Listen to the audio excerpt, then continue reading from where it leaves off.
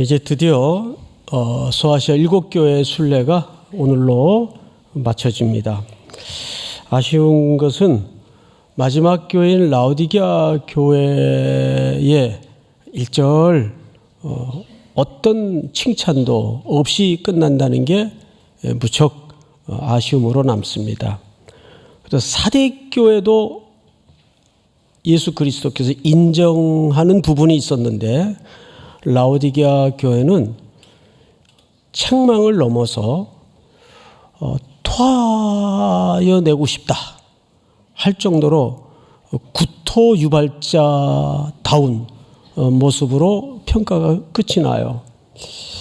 예수님이 좀처럼 이런 평을 내놓는 분이 아닌데 오죽했으면 그냥 여느 교회처럼 책망으로 끝나는 것이 아니라 너희가 차지도 않고 뜨겁지도 않아서 내가 토하여내고 싶다 이렇게 표현을 했어요. 의아스러워요. 뭐 굳이 책망하고 마시지 뭐 이렇게까지 험하게 평가를 하실까? 예수님의 성품과 또 라오디게아 교회에 대한 예수님의 평가의 이 험한 표현을 보면 잘 매치가 안 돼요.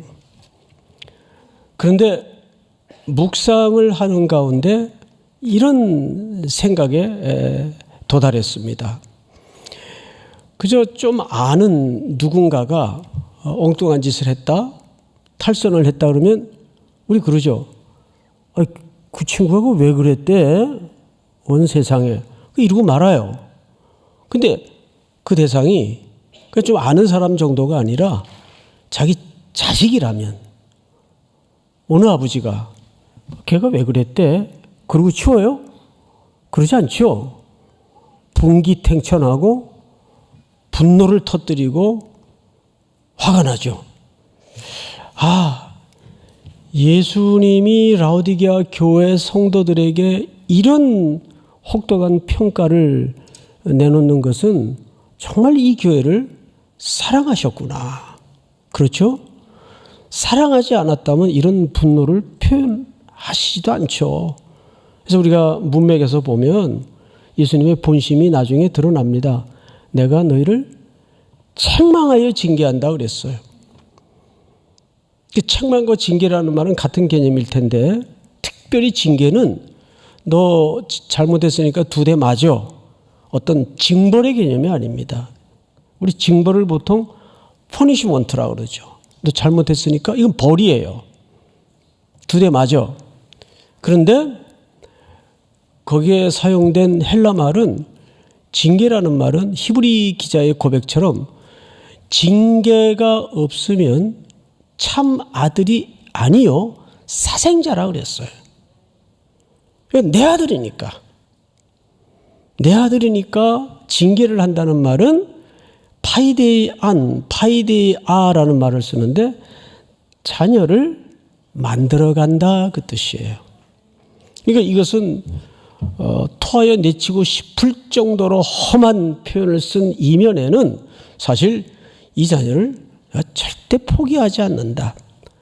놓지 않겠다는 뜻입니다. 믿습니까? 오늘 그런 맥락에서 이 본문을 좀 주목해 볼 필요가 있습니다. 자, 우선 17절을 한번 볼까요? 네가 말하기를 나는 부자라 부유하여 부정한 것이 없다 하나 네 공고한 것, 가련한 것, 가난한 것, 눈먼 것, 벌거벗은 것을 알지 못한다. 자, 이 17절은 라오디게아 교회를 향한 총평이에요. 예수님의 진단이고 진찰이고 평가입니다. 우리 라오디게아에 대해서는 지난 시간에 이렇게 설명을 들었었습니다. 라오디게아 몇 가지 특징을 한번 기억해 보십시다. 첫째, 금융도시다 보니까 돈이 흘러요. 그래서 이 도시는 돈이 많아요. 어느 정도 많았는가 하면 AD 17년, 60년경에 큰 대지진이 이 소아시아 지역을 휩쓸고 지나가실 때 주변에 웬만한 도시는 다 무너졌어요. 그 복구비가 얼마나 엄청났겠습니까? 자체 재정으로 감당이 안 되니까 로마 중앙정부의 원조와 도움을 받으려고 읍소하는 일들이 벌어졌죠. 그런데 이 라오디게아는 위치 자체가 로마 정부의 입장에서는 굉장히 중요한 통로입니다. 그래서 이 도시가 빨리 복구가 안 되면 로마 정부도 지장이 많아요. 그래서 먼저 로마 정부 쪽에서 우리가 좀 복구하는데 뭐 도와줄 거 있냐? 도와줄게. 주변 도시들도 다 그랬으니까. 그런데 이 라오디게아 지역만 됐습니다. 자체적으로 알아서 할게요. 이 정도로 재정이 넉넉했기 때문에 이 도시 시민 자체의 정서가 굉장한 자부심으로 가득 차 있었습니다. 우리는 부유하다. 부유하다. 그러다 보니까 그 부유함이 이 도시에 생겨진 교회 성도들마저도 색채를 입혀서 그 부요가 자만심으로 바뀌고 말았습니다. 헌금도 많이 들어오고 교회 재정도 넉넉하고 그래서 뭐든지 할 수 있어요. 이게 얼마나 위험한 상태입니까? 여러분, 교회는 은과 금의 위력이 없어져야 하나님의 은혜가 자리 잡게 됩니다. 그런데 교회에 예측 가능해지고 은과 금의 위력이 중심에 자리 잡기 시작할 때 교회는 기도가 사라지고 하나님의 은혜에 대한 절실함이 사라져버리게 됩니다. 사도들이 가장 먼저 외친 명구가 뭐였습니까? 내게 은과 금은 없거니와 나사렛 예수의 이름으로 네게 명하노니 일어나 걸어라. 이것이 참 교회의 출발이었어요. 믿습니까? 그러나 라오디게아 교회는 모든 걸 갖추었고 모든 게 있으니까 모든 게 가능하니까 모든 걸 할 수 있으니까 부자인 줄 알았어요. 그래서 제가 후배들을 만나면 종종 그런 얘기를 해요. 세 가지를 조심해라. 세 가지. 할 수 있을 때 조심해라. 기억나시죠? 할 수 있을 때 조심해라. 두 번째는 잘 될 때 조심해라. 잘 되면 자기 경험치가 기준이 됩니다. 이렇게 해보니까 되던데 뭐. 근데 하나님의 방법은 자유로워요. 그때그때 달라요. 잘 될 때 조심해라. 그리고 세 번째, 아주 우리가 교묘히 빠지는 함정인데 신앙과 은혜라는 툴로 들어와요. 기특한 생각이 일어날 때 조심해라. 누구나 잘하고 싶죠. 신앙생활도 잘하고 싶고 뭐든 잘하고 싶을 때 이 잘하고 싶은 것이 하나님의 기초와 원리에 맞는 뜻인가? 너희는 먼저 하나님의 나라와 그 의를 구해야지 신앙은 자기가 하고 싶은 거, 기특한 생각이 신앙이어서는 안 됩니다. 그래서 망한 사람이 성경에 수두룩해요. 기특한 생각하다가 내가 언제 이거 너한테 부탁했냐? 이거 하라 그랬냐? 대표적인 인물이 누굽니까? 사울입니다. 그런데 라오디게아 교회는 모든 것이 예측 가능한 교회가 되어버렸어요. 더 이상 이 은금의 위력 때문에 교회는 절실해지지 않았고 굳이 하나님의 은혜를 구하지 않아도 모든 게 가능한 교회가 되고 말았습니다. 얼마나 위험해요. 자, 물어봅시다. 광야가 신앙생활하기 좋아요? 젖과 꿀이 흐르는 가나안이 신앙생활하기 좋아요? 금요일날 다 나와가지고 이미 들었기 때문에 여러분, 가나안이 신앙생활하기가 정말 어려운 데입니다. 왜? 심으면 열매가 나고 농사를 지으면 때가 되면 열매가 거두어지는 예측이 가능한 공간이 가나안이에요. 근데 광야는 아무것도 없는 곳이에요. 오직 뭐만 바랄 뿐, 위로부터 임하는 하나님의 양식만 바랄 뿐이에요. 거기가 핍박한 것 같지만 가장 하나님의 은혜를 기대할 수밖에 없는 은혜의 공간입니다. 믿습니까? 네. 그러나 라오디게아 교회는 결정적으로 이걸 잃어버렸어요. 자, 그래서 이제 여기에 대한 예수님의 평가를 넘어서 18절을 보십시다. 18절, 내가 너를 권하노니 내게서 불로 연단한 금을 사서 부여하게 하고 흰옷을 사서 입어 벌거벗은 수치를 보이지 않게 하고 안약을 사서 눈에 발라 보게 하라. 자, 이제 오늘 가장 핵심 부분에 들어왔는데요. 세 가지를 사라 그랬어요. 세 가지. 첫째, 뭘 사요? 금을 사라 그랬어요. 근데 무슨 금이죠? 불로 연단한 금이에요. 연단한 금을 사서 부여하게 하라 그랬어요. 그러면 이 말의 이면에는 그들이 지금 실상은 가난하다는 얘기입니까? 부유하다는 얘기입니까? 가난하다는 얘기예요. 근데 자기들은 부자인 줄 알고 있어요. 부유한 줄 알고 있어요. 근데 무슨 금이에요? 무슨 금을 사야 돼요? 불로 연단한 금이에요. 자, 왜 금을 연단해야 됩니까? 왜 금을 연단하라 그랬을까요? 어려워요? 불순물을 빼내기 위해서죠. 금은 그 가치가 뭘로 매겨집니까? 순도로 매겨지잖아요. 98% 정도면 순금이라 그래요. 그래도 그게 불순물이 있는 겁니다. 근데 불로 연단한 금이라는 것은 이미 불순물이 뭔가 섞여 있다는 얘기예요. 누가? 라오디게아 교회 성도들이. 과연 그 불순물이 뭐냐 그 말이에요. 자, 불순물이 뭘까요, 여러분? 이걸 빼내라는 얘기예요. 그래서 진짜 금을 사서 너희의 착각 속에 있는 그 부요한 줄 알고 있는 그 부분을 바꿔서 진짜 참 부요를 만나라 그 말이죠. 이 불순물이 뭘까요? 방금 긴 시간을 통해서 설명을 드렸던 것처럼 라오디게아 교회는 자기 재주의 한 끝을 붙들고 그래도 액세서리 마냥 신앙은 떠날 수 없으니까 신앙에 한 발짝 딛고 어중간하게 사는 거예요. 미지근한 물이에요. 토하여내고 싶은 물이에요. 그런데 신앙이라는 것은 요즘 제가 아주 자주 많이 강조한 주제가 하나 있죠. 신앙은 균형을 맞추는 싸움이 아니다. 기억나요? 그럼 뭐 하는 싸움이에요? 신앙은 전부 아니면 전무이어야 됩니다. 신앙은 올인하는 거지 밸런스 게임이 아니에요. 믿습니까? 신앙은 퍼센트지로 평가하는 영역도 아닙니다. 사랑이라는 속성은 원래 all or nothing입니다. 전부 아니면 전무이어야 맞습니다. 그리고 하나님의 사랑의 속성이 그래요. 뭘로 알 수 있죠?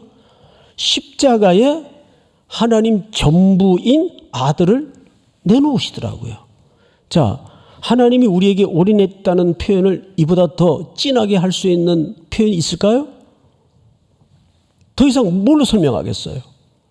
아들을 십자가에 내놓으셨어요. 나를 위해서. 나한테 하나님은 올인하셨다고요. 그래서 레위기서의 총주제가 거룩인데 거룩이라는 말이 무슨 뜻인지 아세요? 난 너밖에 몰라 그 뜻이에요. 우리가 누군가 사랑을 하게 되면 이런 가능성이 있나요? 그 남자가 돼가지고 뭐 이렇게 쫀쫀하게 자꾸 질투를 하고 그래. 난 그래도 당신 99% 사랑하고 옆집 아저씨는 1% 사랑하는데 이게 말이에요? 방구예요? 이게 가능해요? 그건 사랑 아니에요. 사랑은 그 속성 자체가 그 기원이 출처가 하나님께로부터 속한 것이기 때문에 올인하게 되는 게 사랑의 진짜 속성이에요. 그리고 거룩이라는 말은 난 너밖에 모른다 그 말이에요. 그 여기 불순물의 정체는 뭐냐면 우리가 양다리 걸치는 거예요. 세상을 살면서 이것도 나를 좀 보호해 줄 것 같고 저것도 나를 좀 보장해 줄 것 같고 아닙니다. 오직 그가 부유한, 세상적으로 부유한 자이든 아무것도 없는 자이든 오로지 내 인생은 주님께만 답이 있다는 고백을 할 수 있는 것. 그러니까 피조물인 인간이 창조주 하나님 앞에 가장 거룩한 태도는 주님만이 내 길임을 고백할 수 있는 태도입니다. 그게 거룩한 거예요. 뭐 이런 성경책 옆에 끼고 할렐루야 뭐 이런 게 이거 우리 청년들이 이런 건 이제 밥맛이라 그래. 밥맛. 그런 게 거룩이 아니고 어떤 상황 속에서도 어떤 시시콜콜한 문제에도 이거 주님께 답이 있고 주님께 길이 있으며 주님이 주인이라는 고백을 할 수 있는 자. 지금 라오디게아 교회는 이게 섞여 있어요. 이 불순물을 빼야 돼요.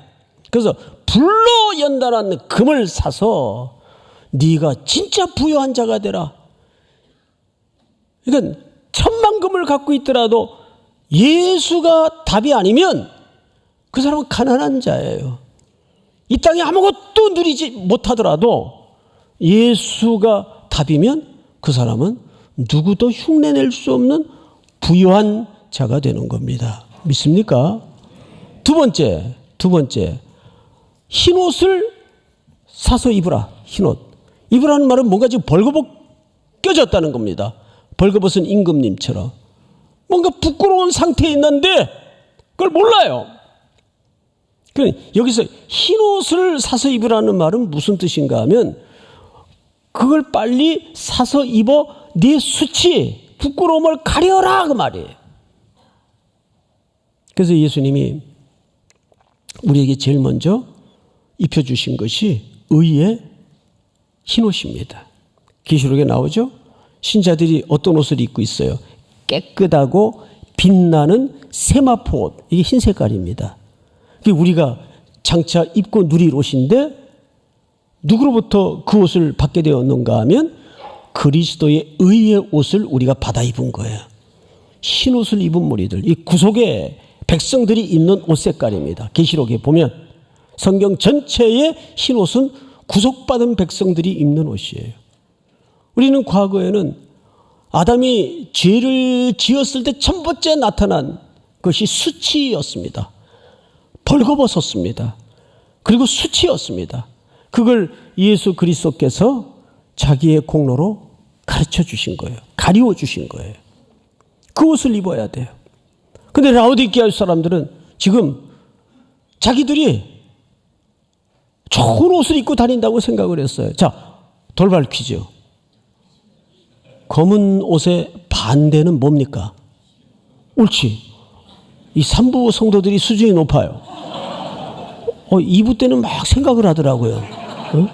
너무 깊게 들어가신 거예요. 단순하다 그 말이에요. 예? 흰 옷의 반대는 뭐예요? 검은 옷. 자, 이건 도시적 배경이 있습니다. 라오디게아라는 도시는 이 양모, 그러니까 양과 염소 품종 개발에 성공한 도시라 이걸 검은 녀석들을 많이 만들었어요. 품종 개발을 통해서.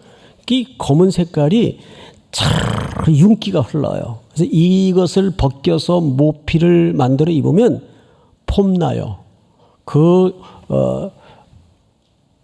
태양빛이 비칠 때 그 검은 옷에 탁 윤기가 나고 반사가 되면 폼나죠. 그리고 디자인이나 색감을 아는 사람들은 이런 얘기를 합디다. 블랙은 언제나 옳다. 예? 그런 말을 그 디자인계에서는 하죠.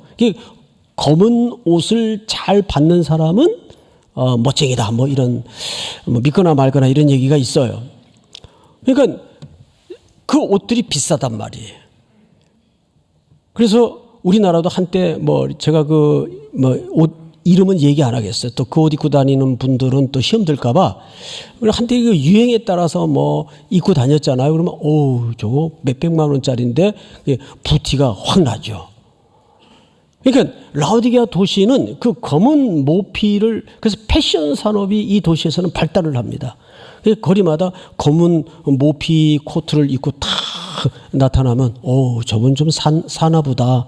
이게 자기의 위세와 삶의 위용이 탁 나타나는 것이 옷입니다. 옷. 바로 그 도시적 상황을 여기 비틀어 하는 얘기입니다. 흰 옷을 사서 입으라. 그 옷은 예수 그리스도의 옷입니다. 그 다음에 마지막으로 안약입니다. 안약. 이 도시는 물이 나쁘기 때문에 사람들이 안질이 많아요. 그래서 눈먼 사람들이 굉장히 많았습니다. 그런 반작용으로 이 도시에는 특별히 안과 치료 대학이 많았습니다. 유학도 오고, 게다가 이 도시에는 특별히 그 안과 치료 약을 제조할 수 있는 재료들이 많이 나는 생산지였습니다. 그러다 보니까 좋은 의사들, 좋은 약들이 여기에서, 여러분 아시겠지만 어디 하면 탈모인들의 성지 아시죠? 종로에 무슨 약국 하면은 이제 그런 좀 절실한 분들에게 돌아다니는 그런 얘기가 있더라고요. 그러니까 눈병이 나면 어느 병원 하듯이 또 눈 하면 라우디게아 이렇게 된 거예요. 이게 수질이 나쁘니까. 근데 여러분 눈이 안 보이거나 잘 안 보이는 것이 얼마나 답답한지 아세요? 사실 제가 지금 끼고 있는 안경은 멀리 여러분들을 이렇게 청중도를 또렷이 얼굴 한 분 한 분을 보기 위해서 이 안경을 썼는데, 이 안경을 쓰면 이 다초점인데도 밑에 성경책이 잘 흔들려요. 안 보여요. 그래서 자꾸 제가 가끔 더듬습니다. 그러니까 또 앞에 서가지고 이걸 벗었다가 또 돋보기 안경 끼고 그러면은 얼마나 성도들의 입장에서 정신없겠어요. 안 그래도 좀 정신없게 생겼는데 그렇지 않겠어요? 그래서 그냥 조금 이렇게 올려가지고 읽곤 합니다. 근데 저는 중학교 1학년 2학기 때인가 2학년 1학기 때인가 지금 기억은 안 나는데 그 학기 어느 학기인지 모르겠는데 갑자기 성적이 떨어졌어요. 애가 갑자기 성적이 떨어지니까 선생님이 콜하시더라고요. 교무실로. 너 성적이 갑자기 왜 이러냐. 그래서 제가 솔직히 얘기를 했어요. 선생님, 칠판에 글씨가 어느 날부터 안 보이기 시작합니다. 그러면 막 안경을 사달라 그래야지. 제가 그때 60 몇 명이 있었는데 번호가 보통 40대 후반에서 50대 중반을 늘 왔다 갔다 했어요. 키가 컸었다는 얘기예요. 그때만 해도. 실제가 그렇습니다. 근데 이 키가 그때 키예요. 중학교 2학년 때 키예요. 그리고 일절 성장을 못했습니다. 제가 이제 그러고 보니까 그때는 그런 걸 잘 몰랐는데 외탁을 했어요. 엄마 쪽을 닮았어요. 아버지는 제가 병적 기록부를 지금도 갖고 있는데 1m 78이에요. 29년생인데. 그러니까 얼마나 장신이에요. 제가 그쪽을 닮았었더라면 이 밑에 지금 이 발받침 이런 거 우리 부교육자님들이 고생해요. 고 목사님 같은 분은 키가 1m 83인가 그런데 이거 이제 발받침 치우고 섰다가 또 담임 목사 잘 쓰시라고 또 발받침 밑에 빼놓고 교육자님들이 그러고 고생을 하는데 이런 고생 안 해도 되죠. 그래서 중학교 2학년 1학기 때인 것 같아요. 성적이 확 떨어진 거예요. 뒤에 앉아가지고 잘 안 보이기 시작하니까. 빨리 엄마한테 가서 안경 맞춰달라 그러라고. 그런데 집이 가난했잖아요. 안경도 그때 당시 비싸요. 엄마한테 얘기를 하니까 엄마가 우리 엄마 평소에 주제어가 하나 있었어요. 빚을 내서라도 너희들 교육은 시킨다 그랬어요. 그래서 평생 저희는 빚 가운데로 걸어왔어요. 빚을 많이 졌어요. 그때부터. 그러니까 그때는 이제 학교 가면은 이제 10,000원 버스를 늘 막 차장들이, 안내원들이 계셨는데 막 밀어 넣어가지고 그냥 콩나물 시루 정도가 아니에요. 그 학교 도착하면 안경이 부러져 있는 거예요. 세상에. 그래서 그 당시 그 유명한 아로나민 골드라는 그 철제 안에 약을 빼가지고 철제 케이스에다가 안경을 담아서 학교를 다녔던 기억이 나요. 그리고 안경을 새로 맞춰가지고 다 안경을 쓰고, 그 당시 안경 끼는 학생도 별로 없었거든요. 칠판을 보는데 신세계가 열리는 거예요. 와, 이렇게 잘 보이는 걸. 그때부터 집중이 되는 거죠. 그러니까 뭐든지 못 보는 게 참 힘들어요. 근데 여기 지금 보니까 청년들이 많아서 그런지, 젊은이들이 많아서 그런지 안경 낀 분들이 많이 안 계시네요. 저는 메인교회 좀 오랫동안 있어 봐서 아는데 그 보지 못하는 깊은 슬픔을 알아요. 조금은. 그때 제가 청소를 하고 있었는데 갑자기 꽝 소리가 나서 놀래가지고 피아노 쪽을 보니까 그 자매 한 분이 피아노를 이렇게 치다가 그냥 엎으러진 거예요. 그래서 놀래가지고 왜 그러냐고. 선생님, 한 번이라도 좀 봤으면 좋겠어요. 이 몇십 년 전 일인데 너무 기억이 나요. 지금도. 그 보지 못하는 슬픔. 눈이 나빠지면 그래요. 지금 라오디게아 성도들이 앞이 안 보이는 거예요. 근데 자기들이 지금 본다고 생각을 하는 거죠. 안약을 사서 발라 보게 하라. 자, 그러면 여기 세 가지 동일한 동사가 하나 등장을 해요. 다 살아, 살아, 살아. 이게 상업용어 같은데 맞습니다. 이 말은 원래 구속에 해당하는 표현입니다. 예수님이 십자가에서 마지막 마디가 무슨 말씀이었는지 기억나세요? 다 이루었다. 그 말은 좀 거칠게 번역을 하면 내가 다 지불했다 그 뜻이에요. 상업용어입니다. 내가 다 지불했다. 죗값을. 그러면 여기서 이 사라는 말은 무슨 뜻이에요? 뭐 어디 가서 사야 될까요? 성경을 잘 보세요. 19절 이렇게 되어 있습니다. 18절입니다. 내가 너를 권하노니 내게서 불로 연단한 금을 사서, 누구에게 사는 거면 내게서는 누굴 가리키는 거죠? 예수 그리스도. 어디 가서 사야 돼요? 병원에서 처방전을 주면 어디 가서 사야 돼요? 무슨 또 약국이에요. 예수님에게 가서 사야지. 예? 이렇게 영성이 없어가지고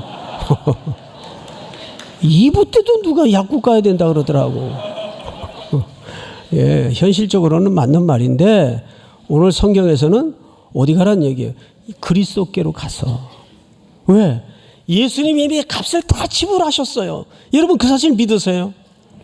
그래서 여러분들은 무슨 자유가 없는가 하면 낙심하고 포기하고 낭망하고 좌절할 자유가 없어요. 왜? 이미 다 지불했는데. 그걸 믿고 받아들이고 고백만 하면 되는데, 영접하는 자 곧 그 이름을 믿는 자들에게는 하나님의 자녀가 되는 권세를 주셨는데 그걸 지금 깨닫지도 못하고 눈 뜨지도 못하고 알지 못하고 있는 상태라면, 제가 지금까지 기억에 사극을 본 적이 한 번도 없어요. 저는 뭐지 궁중을 배경으로 나오는 드라마나 영화를 질색을 해요.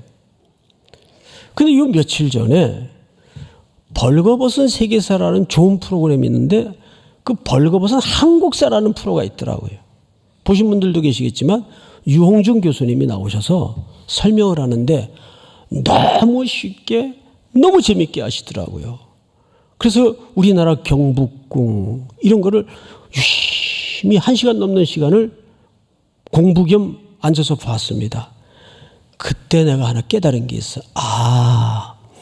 내가 사극을 왜 싫어했나 봤더니 몰라서 싫어했구나. 제가 고등학교를 막 자퇴했다 중퇴했다 이러고 다니니까 고등학교 과정에서 물론 제 책임이지만 가정 형편도 있겠고 역사를 옳게 한번 정통으로 공부한 적이 없어요. 그러니까 역사에 대해서 뭐 태종, 태생, 문단세 이런 의미도 잘 모르겠고 이걸 왜 외우는지도 모르겠고 그러다 보니까 역사를 몰라요. 우리나라 한국사를. 그러면서 모르다 보니까 재미가 없는 거예요. 재미가 없다 보니까 뭐예요? 안 보게 되는 거죠. 저 미식 축구 한번 보세요. 미국 사람들은 열광을 하는데 뭐 계속 공을 뒤로 빼고 뭐 또 사람은 앞으로 달려가고 쟤들이 저거 뭘 저렇게 재밌다고 열광을 하나. 그런데 그 룰을 알고 내용을 알고 하면 재미가 있어요. 우리 축구 아니까 재미있잖아요. 그런 거예요.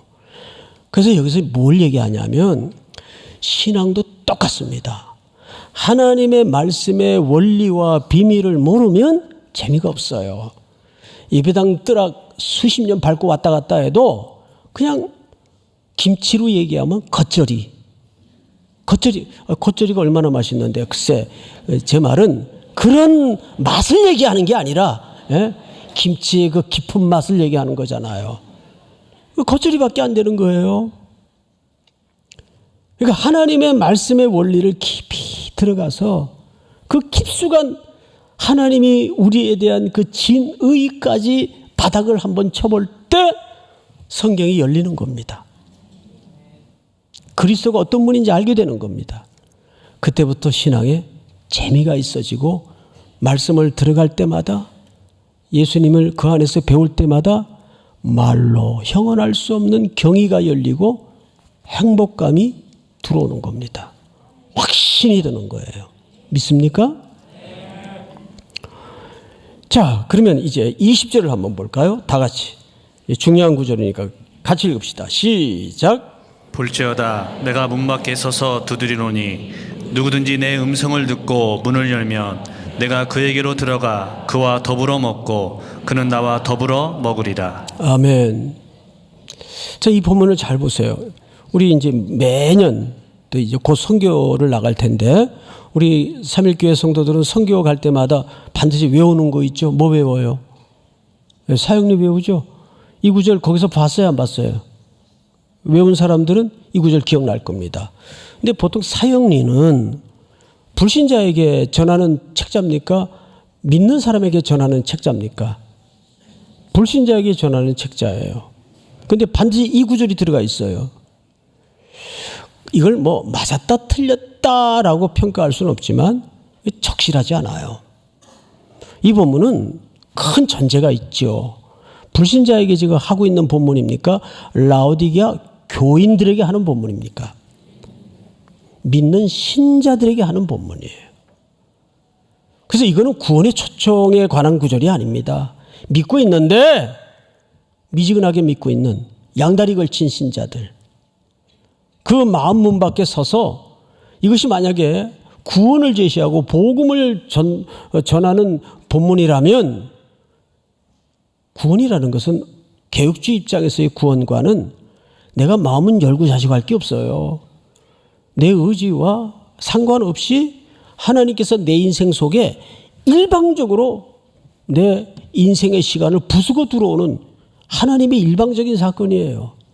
거기에 우리의 공로가 0.1%도 개입될 수가 없습니다. 믿습니까? 그래서 이거는 적어도 구원에 관한 지시적 성경 구절이 아닙니다. 성도들에게 하는 얘기예요. 어떤 성도들에게? 양다리 걸친 성도들에게. 이것도 아니고 저것도 아닌 성도들에게. 그런데 제가 이 본문을 읽다가 너무 놀라웠어요. 지금 문 밖에 서서 계신 분이 누구죠? 만주의 주가 되시고 만왕의 왕이 되시고 우리의 창조주가 되시는 예수님이에요. 그런데 문 밖에 서서 문을 부수고 들어가는 게 아니에요. 노크를 합니다. 그래서 안에서 아직도 웅크리고 안 열어주면 문 밖에 찬잇을 맞으며 서서서 기다리세요. 아직 멀었니? 그래, 너 마음 풀어질 때까지 내가 기다릴게. 나 여기 있다. 걱정하지 마라. 우리의 인생의 문 밖에 서서 지금도 기다리시는 참 겸손한 모습으로 우리를 대해 주세요. 저 같아도 내가 정당성을 갖고 있고 오르면 아마 그냥 햄머 가지고 와서 부셔서 들어갔을 거예요. 너 이 자식이 내가 누군지를 알고 아마 이랬을 거예요. 그런데 그 예수님은 통치자요 창조주요 나의 주님이시요 만왕의 왕이 되시는데 겸손하게 내 처지를 내 형편을 이해하시고 기다려주세요.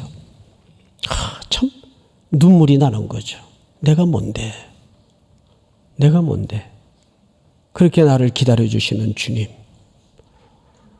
그 주님이 오늘도 문 밖에 서 계신다는 걸 기억하십시오.